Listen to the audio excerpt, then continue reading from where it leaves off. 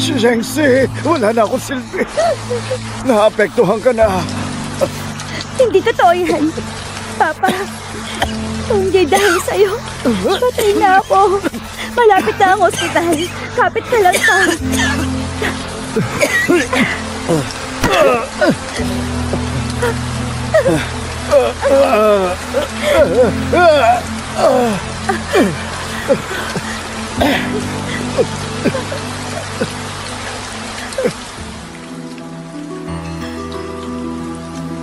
Miss, mabuti ba umalis ka na? Hindi namin maililigtas ang ama mo. Dok, parang ahawa niyo na. Hirap na papa ko. Dok. Miss, hindi naman sa ayaw kitang tulungan. Hindi ko lang kaya. Sinabi na sa amin ng mga fang kung sino ang mga tumulong sa tatay mo ay matatanggalan ng trabaho. Kailangan ko ring suportahan ang pamilya ko. Hindi ako pwedeng mawalan ng trabaho. Nakikiusap ako sa inyo. Maawa kayo sa amin ng papa ko, Dok. Parang awa niyo na. Ito ay isang anti-inflammatory medicine. Sa inyo na ito at ipainom niyo sa kanya. Umalis na kayo. Gagaling ba siya? Tinignan namin ng aming makakaya.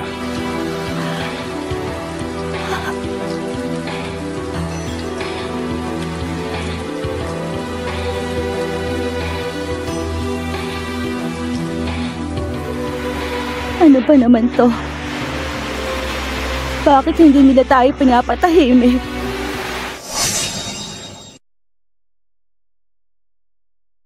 Papa, pakiusap. Kailangan natin itong malampasan.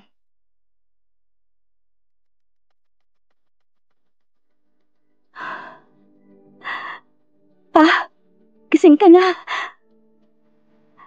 Mabuti naman. Bumaba ng landat mo. Ayos ka na. Pasensya ka na. Kasalanan ko to. Patawarin mo ako, anak. Okay lang.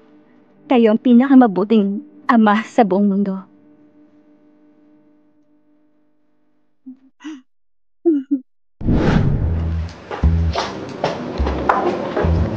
Ma'am, tikman mo to. Ginawa ko. Masarap din. Ma'am, may problema tayo sa demolition na pinagawa nyo. Kailangan na pong mapaalis ang mga umuupad doon ngayon. May sakit daw at kailangan daw muna magpagaling. Ilang beses na nga akong nadedelay ang gawa namin eh. Di na po ito pwede pagpaliban. Maging maayos? Sino ang pamilyang ito? Mukhang sila Chen. Ma'am, ayaw nilang lumipat. Sigurado akong ayaw nila ng pera. Di ba sabi mo gusto mong may ginagawa ko? Bakit hindi mo hayaang gawin ko to? Okay, sige. Ipaubaya ko na sa'yo. Ito po ang ilang impormasyon sa pamilya ni Chen.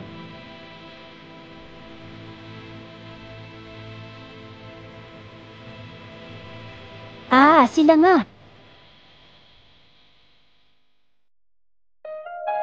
Pa, kailangan mo kumain ng marami ngayon. Mas mabilis kang gagaling kung marami kang kakainin.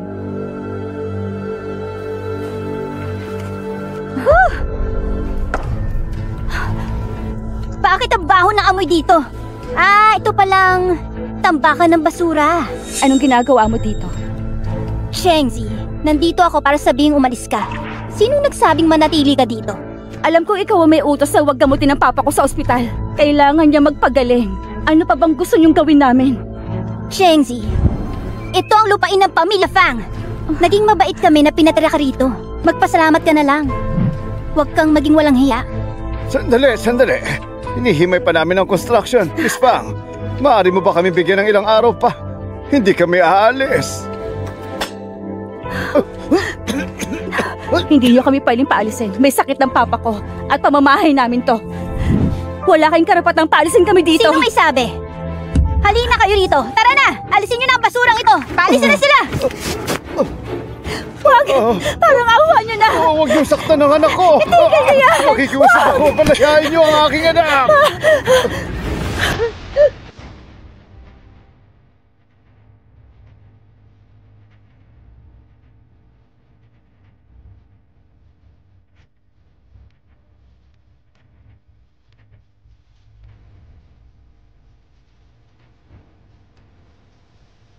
Si Chengsi talaga ang panganay na anak ng pamilya Fang. Anong ginagawa mo?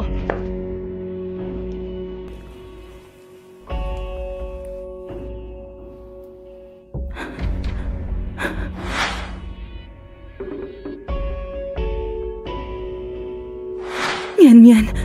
Ito ang jade pendant ni Yan. Saan mo nakuha? Sagutin mo ako! Nakuha ko na. Sumagot ka! Nasa ospital ako nung araw na yun. Ospital? Hayaan mo na, anak ko. Nakikiusap ako, palayain mo na, anak ko. Pakiusap. Siya ito. Si Chengzi ang Yan ko. May maghanda na sasakyan! Ihanda niyo ang sasakyan!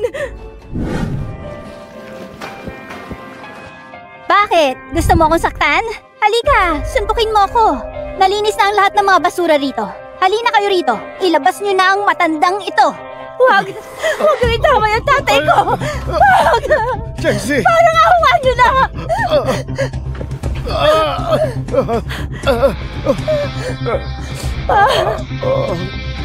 Fan Xingxing, tao ka pa ba? Bakit? Galit na galit ka. Nagsisimula pa lang tayo. Dalhin mo sa akin ng bulldozer!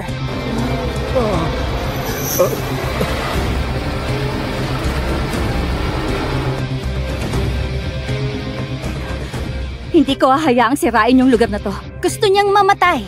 Hayaan niyo siyang mamatay. Gawin mo! Huwag, anak! Chengzi!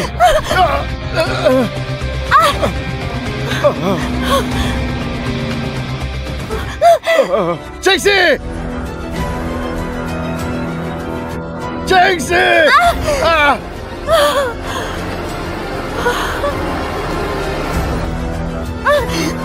Tigil!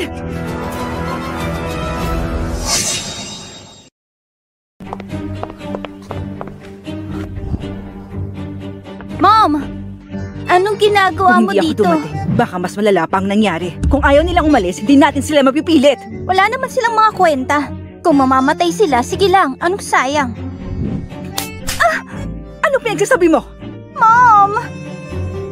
Sinaktan mo ako para sa kanya! Ang Fang Hospital ay matatagpuan sa buong mundo. Kahit gano'ng kaliit ang issue, maisa sa publiko talaga to. Sa tingin mo, paano tayo tumagal sa medical field? Hindi ko naisip yun. Nakalabas ka lang ng bansa, nakalimutan mo na lahat ng itinuro ko sa'yo. Pag-isipan mo mabuti yan. Siya na ba ang yan ko? Sige na, bumangon ka na.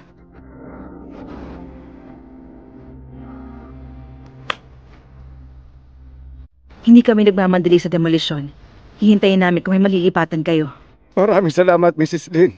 Mr. Chen, maaari ba akong magtanong sa'yo? Totoong anak mo ba si Chengzi? Chengzi, nakita ko siya 18 taon na ang dumaan. Natagpuan ko siya sa kagubatan. Alam ko mamamatay na siya noon. Dinala ko siya sa iba't ibang ospital hanggat nailigtas ko ang buhay niya. Ma'am Lin, ano pong ibig mong sabihin? 18 taon. Ayos na yun pa. Huwag din natin pag-usapan pa. Wala akong matandaan. Ang alam ko lang, iniwan ako ng sarili kong ina. Hindi totoo yan. Hindi mo ko naiintindihan.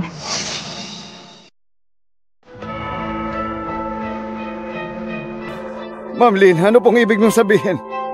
Chengzi, ako ang totoo mong... Mrs. Lin,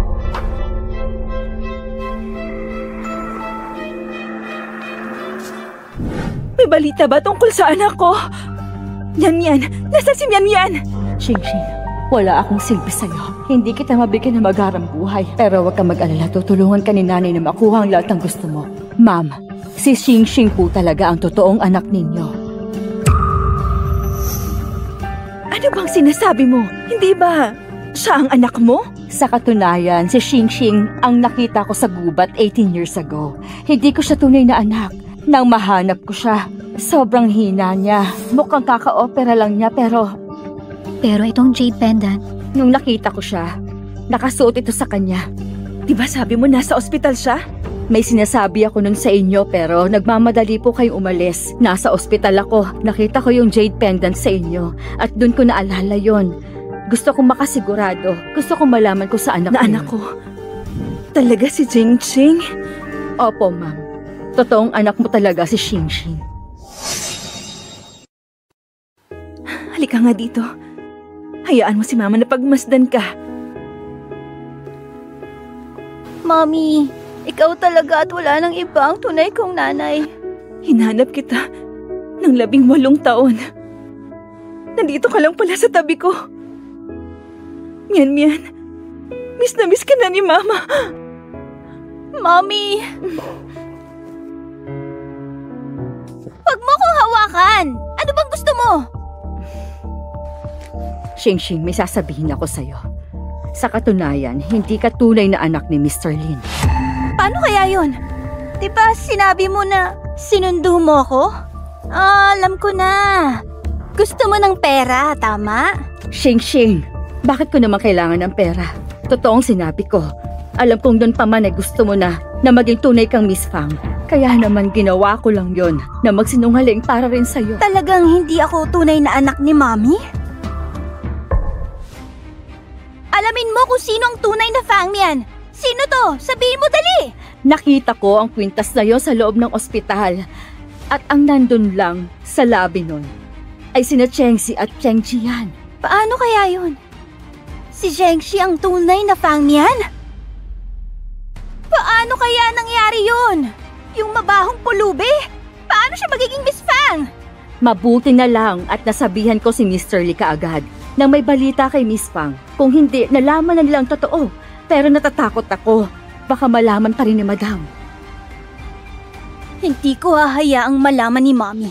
Ang Chengxi na yon ay si Fang Mian. Chengxi, magpahinga ka muna.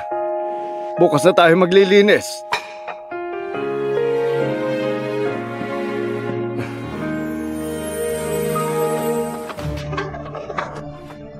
Papa!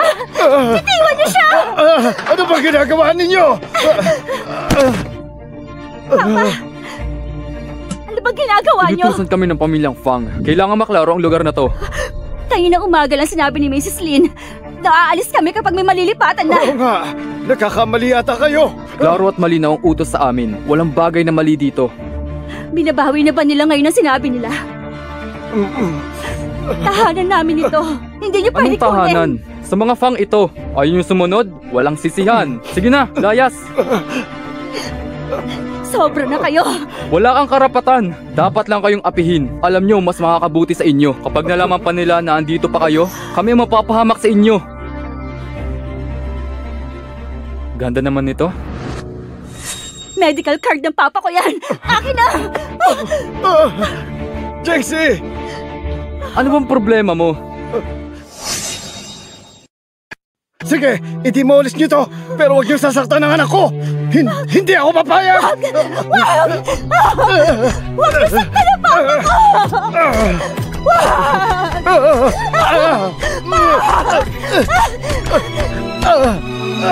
Dahan-dahan lang pa. Hindi nila kaya maglakad. Konting tiis pa, Papa. Dito na lang muna tayo umupo. Ayan, dahan-dahan. Pa, tingin ko hindi niya na kaya talaga. Dito na tayo magpalipas ng gabi. Bukas, hahanap ako ng lugar para sa atin. Wala akong silbi, anak. Hindi ko man lang naprotektahan ang bahay natin. Pasensya ka na. Ano ka ba naman, Pa? Kung nasan ka man, doon ang tahanan ko. Masaya ako at kontento. Ang bait mo talaga, anak.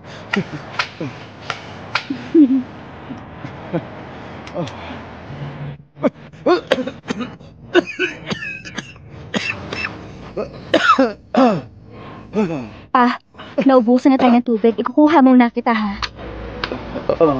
Hintayin mo ka dito. Nakita niyo? Nakita niyo ba siya? Huwag kang mag-alala. Gagawin namin kung anong sasabihin mo.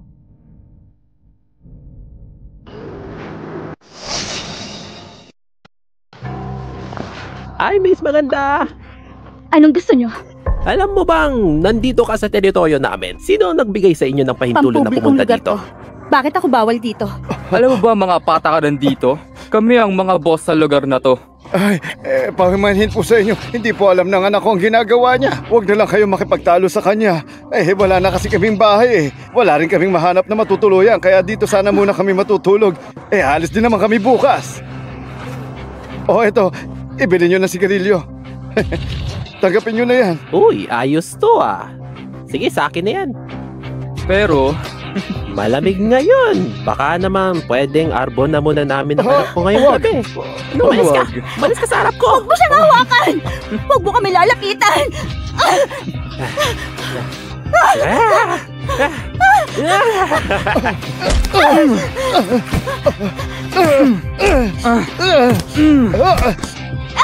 Ano ba? Alice!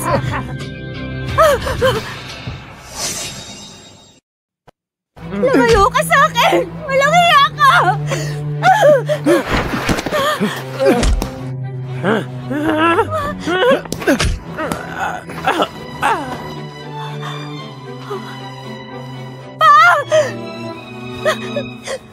Papa! Dalhin na natin siya sa ospital. Bilisan natin. Lumayo ka sa akin! Gusto ko lang makatulong. Tulong! Ninawi ng pamilya mo ang mundo namin. Diniba nila yon. Kaya nandito kami sa kalsada ngayon na papa ko. Ngayon, masaya ka na ba? Paano nangyari yon? Siguradong may hindi pagkakaunawaan dito. Hindi pagkakaunawaan. Dadanasin ba namin ng papa ko to kung yun nga talaga? Lumayo ka nga! Pero pag nalaman ko totoo, hayaan niyo ako magpaliwanag sa inyo. Pero bago yan, kailangan muna natin siyang dalhin sa ospital. Delikado ang lagay ng papa mo. Siguradong mamamatay siya. Tama. Hindi pwedeng mawala ang papa ko sa akin. Ako na maghahatid sa inyo sa ospital.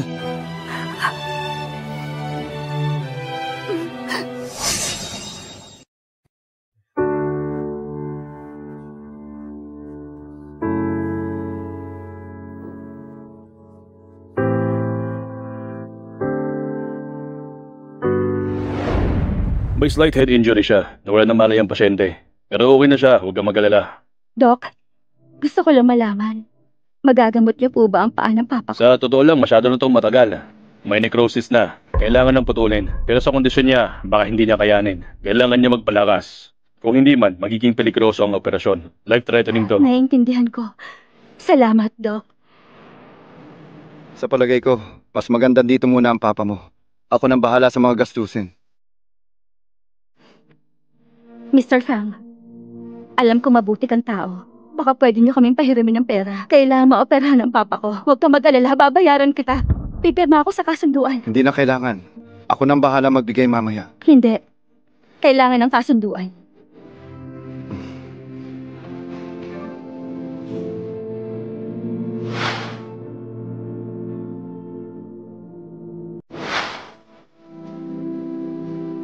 Kapatid ko.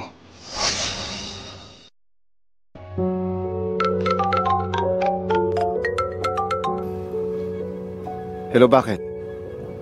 Ano yun? Nahanap ko si ate. Babalik ako agad.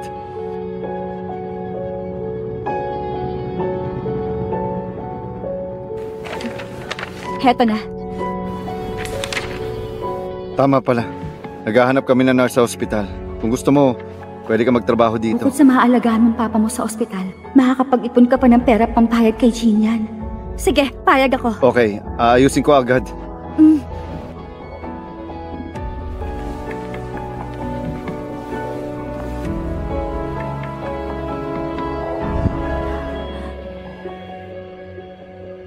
Bakit ba sa tuwing nakikita ko siya, parang panatag ang kalooban ko?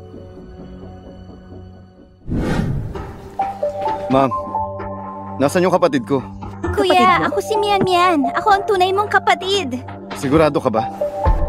Pero di ba si Wang Ma... Aya, ang lugar at oras kung saan nangyari yon kahit ang kwintas ay pareho. Pinagpala tayo. Nahanap ko ang Mian-Mian ko.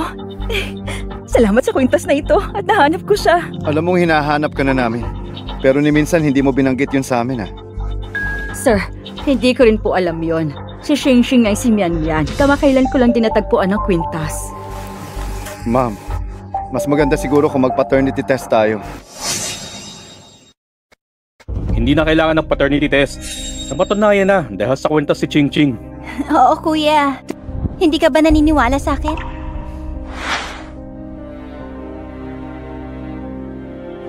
Ma'am, Hindi magsisinungaling si Ching Ching sa akin. Hindi na kailangan patunayan pa. nung 4 years old ako, dinala ko kayo ng Zijiang sa park. Sabi mo lagi mong matatandaan ang araw na yon. Naaalala mo ba yung sinabi mo? Ako? Anong sinabi mo? Hindi ko maalala. Hindi ko... Please, huwag mo akong pilitin. Ang sakit ng ulo ko. Ano nangyari sa'yo, Mian Mian? Mom, ang sakit ng ulo ko. Wala akong maalala. Nang mahanap ko siya, may pasa siya sa ulo. Ang sabi ng doktor, naapektuhan ang memorya niya. Ang mabuti na lang talaga ay hindi siya lumayo sa inyo. Huwag kang matakot, Mian Mian. Nandito si Mami. Walang nangahas na ibuli ka. Jimian, ano bang gusto mong mangyari? Kakahanap lang natin sa kanya. Kailangan niyang maalala ang nakaraan. Buti na lang kung di nalantad na ako.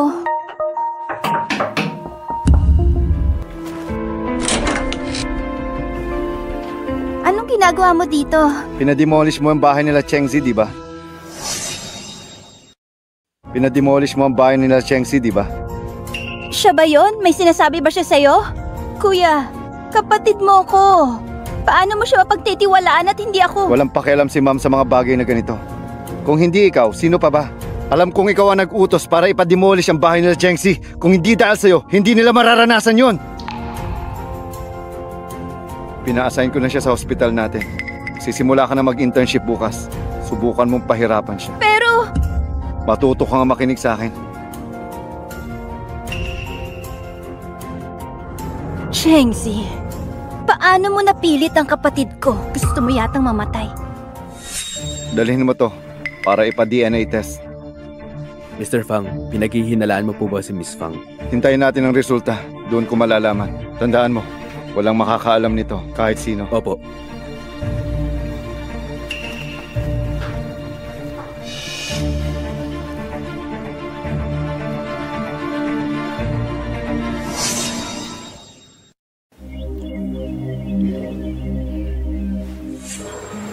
Pa. Kumain ka mabuti. Bago ka lang dito, di ba? Doon ka sa room number 13 na pasyente. Pero hindi akong in charge sa room 13. Gawin mo na kung anong sinabi sa'yo. Ba't ka pa nagre-reklamo dyan? Kumilos ka na! Pa, lalabas muna ako ha. Magpahinga ka lang dito.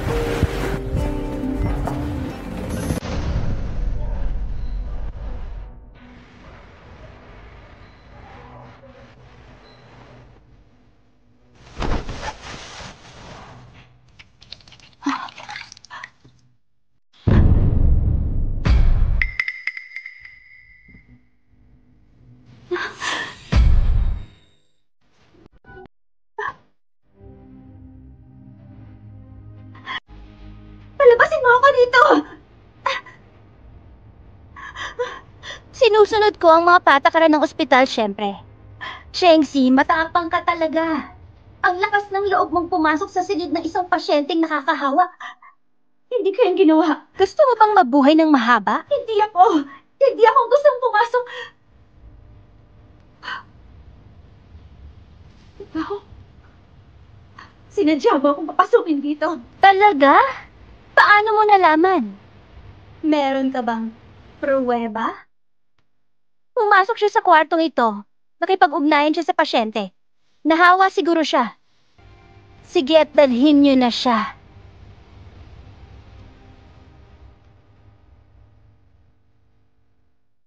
Lingisin niyo na siya!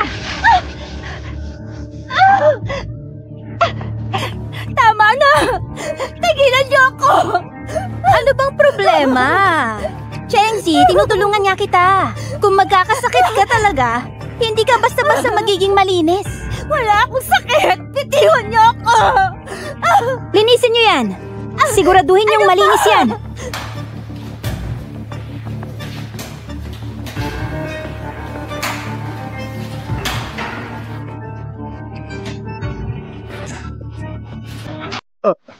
Chengzi! Chengzi! Chengzi! Umalis ka! Chengzi! Chengzi! Bakit mo binubuli ang anak ko? Anong binubuli? Alam mo ba, nakapasok siya sa infected ward. Dinidisinfect lang namin siya.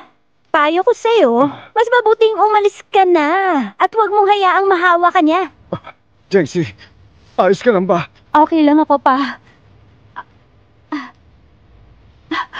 May pantal.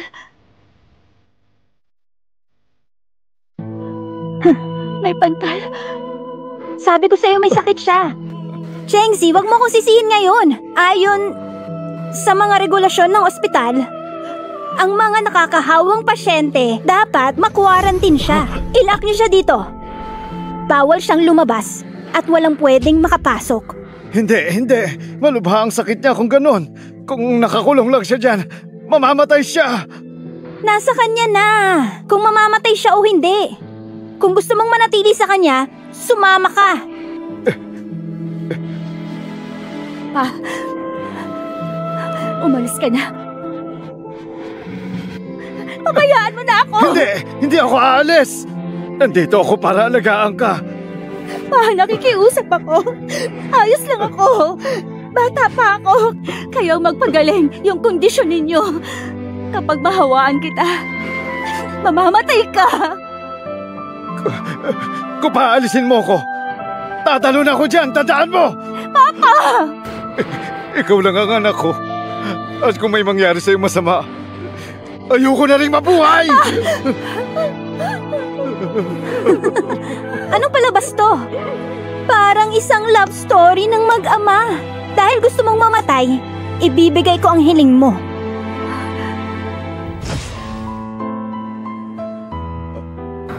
Tubig. Sige anak, ikukuha kita ng tubig.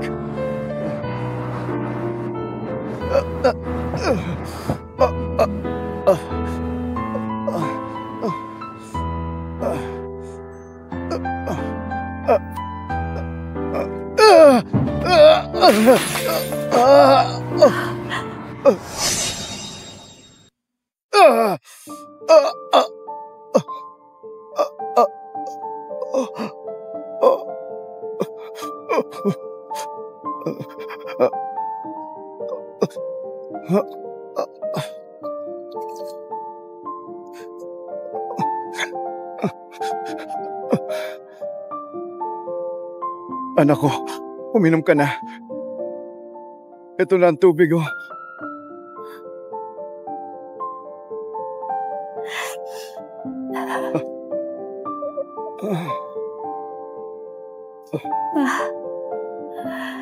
Oh, hindi. Manginit mo. Lalala ang sakit mo pag hindi bumaba ang lagnat mo. Mamamatay na ba ako? Huwag mong sabihin yan. Andito si Papa. Huwag ka mag-alala. Pasensya na, Papa. Ikaw dapat ang inaalagaan ko. Pero ngayon, ako ang inaalagaan mo. Ayos lang. Lumayo kayo sa akin. Ayoko mahawaan ko kayo, Papa. Hindi ako natatakot sa'yo. Sige na, magpahinga ka na. Magiging maayos din ang iyong kalagayan. Ha? Kukwentahan na lang kita. Noong unang panahon, may isang bundok. Sa kabilang bahagi ng bangin, merong isang bulaklak. At ang bulaklak na yon ay malapit nang bumukadkad.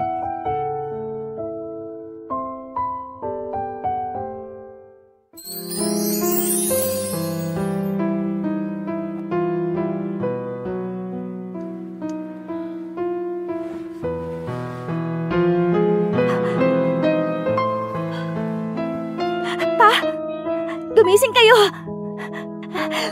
Tingnan nyo, okay na ako. Pa! Pa!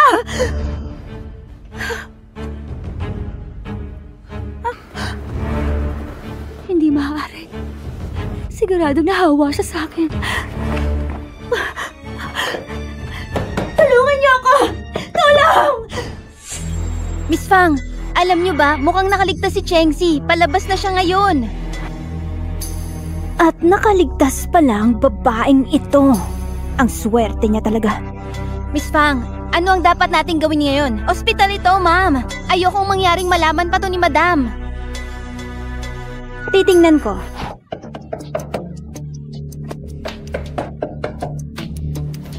Ano ba? Nababalot ka ng mikrobyo. Balak mo bang ikalat yan? Hindi, ayos lang ako. Tingnan mo. Pero inaapoy ng lagnat ang papa ko. Kailangan niya lumabas para magpagamot. Dahil kung hindi, mamimiligro siya. Pakiusap. Iligtas mo papa ko. Kung gusto mo siyang lumabas, sige lang. Pero dapat dito ka lang. Bakit? Ang sakit na ito ay may incubation period. Hindi natin masisigurado kung wala ka ng sakit. Kaya bibigyan namin ng chance ang papa mong makalabas. Bilang awa na rin. Huwag kang umabuso.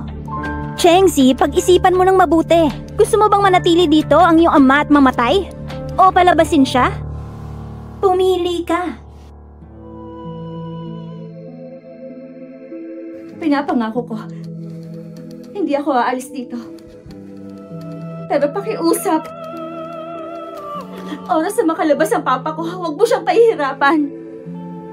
Kapag gumaling ang papa ko, gagawin kong lahat ng gusto mo. Okay. At dahil taos-puso kang nagmamakaawa, pag-iisipan ko.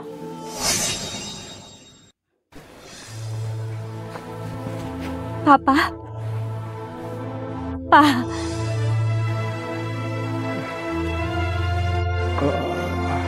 Chengsi, Pa? Okay na ako. Wala na yung mga pantal. mabuti naman. Salamat sa Diyos at gumaling ka na.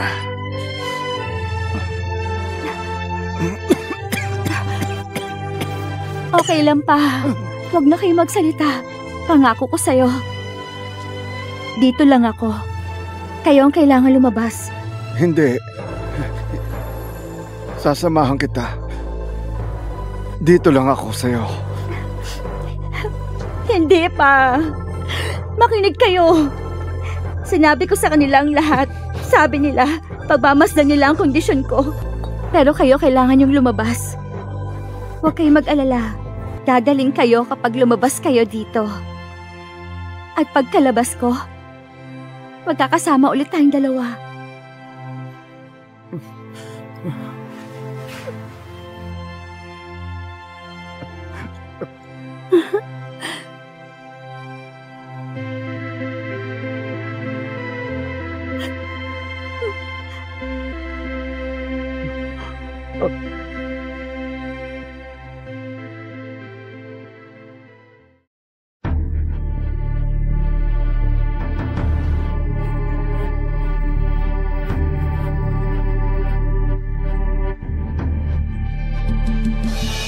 Naghihingalo na ang ama niya. Ilipat na ba natin sa kabilang ospital? Mamamatay na ba yan? Sakto lang. Perfect timing. Sabihin mo sa kanila na walang sino man ang gagamot sa kanya. Pero Miss Fang, hindi ba nangako ka kay Jengzi para maligtas ang kanyang ama? Sinabi ko lang yun. Hindi ibig sabihin na ililigtas ko siya. Tanggalin mo na lahat ng nakakabit sa kanya. Nasa kanya na kung gusto pa niyang mabuhay. Naintindihan mo ba ang sinabi ko? Nakuha ko na, ma'am. Chengzi, wag mo akong sisihin. Ang lahat ng ito ay kagagawan mo. Yung pasyente sa room 28, mukhang naghihingalo na.